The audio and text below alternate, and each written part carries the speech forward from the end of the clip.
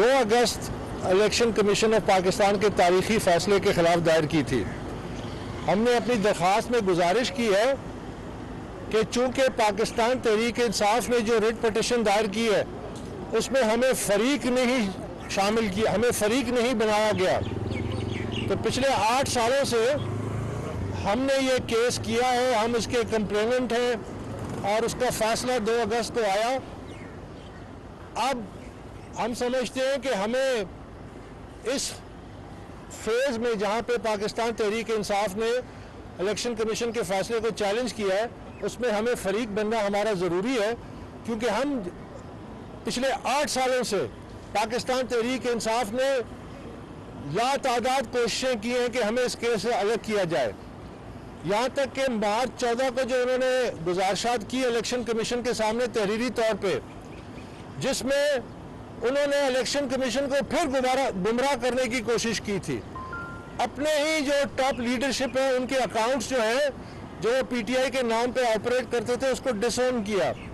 इसके अलावा उन्होंने जाली एफिडेविट्स इन द सेंस कि एक फेक एफिडेविट आया जो कि अब साबित हो गया है कि जिसमें उन्होंने कहा कि जो वूटन क्रिकेट के $2.1 मिलियन थे वो पाकिस्तानियों से दुबई के जरिए हासिल किए गए, जिसमें अब साबित हो चुका है फैसले में कि आप ये गैर कानूनी काम था, आप यूएई में पॉलिटिकल फंड रेजिंग कर नहीं सकते थे।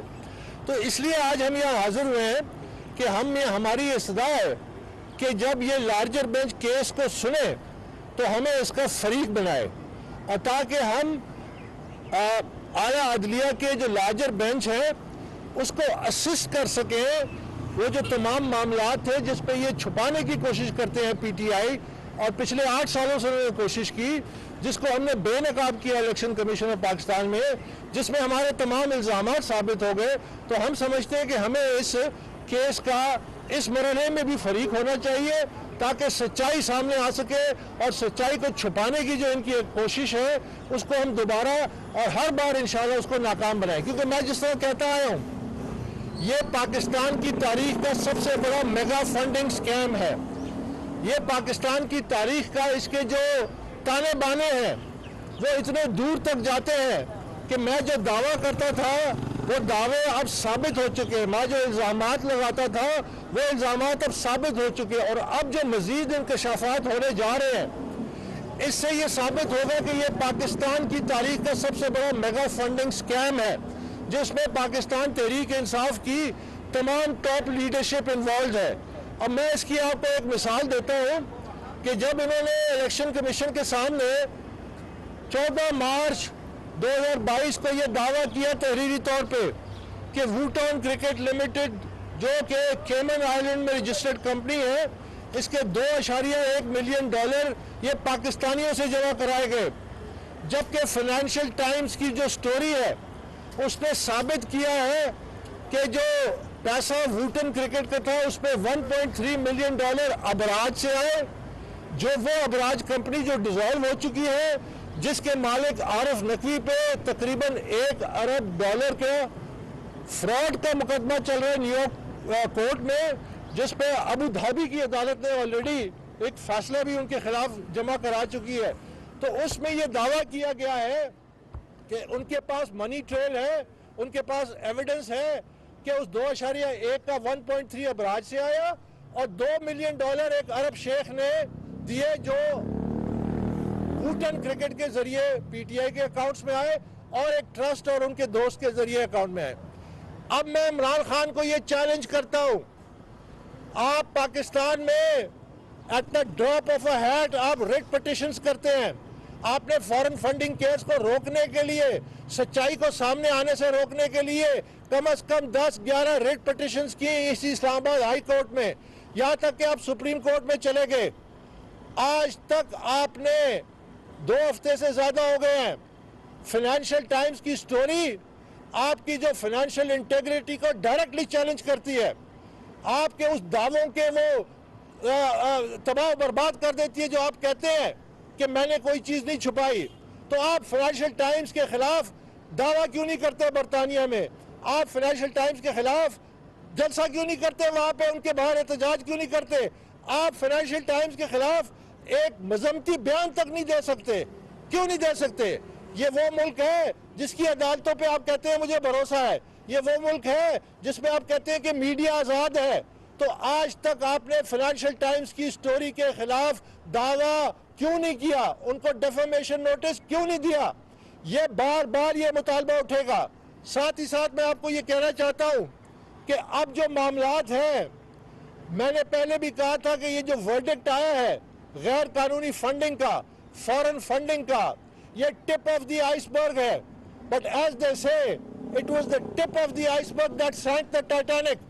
ابھی اس آئس برگ کے نیچے بہت بڑی کہانی ہے. یہ پاکستان کی تاریخ کا سب سے بڑا میگا فنڈنگ سکیم ہوگا جس کے تانے بانے اب کھل رہے ہیں. تحقیقات جاری ہے اور میں تمام اپنی اعلیٰ عدلیہ سے یہ درخواست کروں گا کہ یہ فیکٹس آ رہے ہیں، تحقیقات ہو رہی ہے، اور قانونی طور پہ جو بھی تحقیقات ہو رہی ہے اس عمل میں جب اس کے نتیجے آئیں گے تو لوگوں کے لیے ہوشربا انکشافات ہوں گے کہ کتنے بڑے پیمانے پہ غیر قانونی فنڈنگ ہوئی ہے، کتنے بڑے پیمانے پہ منی لانڈرنگ ہوئی ہے، کتنے بڑے پیمانے پہ اکاؤنٹس کو چھپایا گیا ہے. یہاں تک کہ عمران خان جو 2 اکاؤنٹس اسلام آباد میں آپریٹ کرتے تھے، اپنے دستخطوں سے انہوں نے وہ اکاؤنٹ کھلوائے. حبیب بینک میں یہاں اکاؤنٹس تھے، ان اکاؤنٹس کو بھی ڈکلیئر نہیں کیا گیا. اس کے علاوہ 11 اکاؤنٹس انہوں نے جمع کرائے جس سے لا تعلقی کا اظہار کیا. پی ٹی آئی کی تمام لیڈرشپ اس میں انوالوڈ ہے کیونکہ ان کے دستخطوں سے وہ بینک اکاؤنٹس آپریٹ ہوتے تھے.